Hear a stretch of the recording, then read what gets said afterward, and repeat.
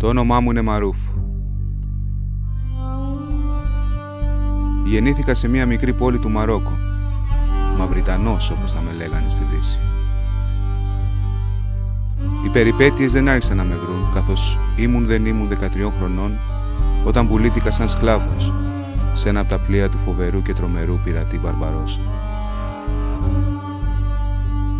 Για πολλά χρόνια διαβαίναμε τις θάλασσες, κουρσεύοντας καράβια, καίγοντας πόλεις και ληστεύοντας αμύθιτους θησαυρούς.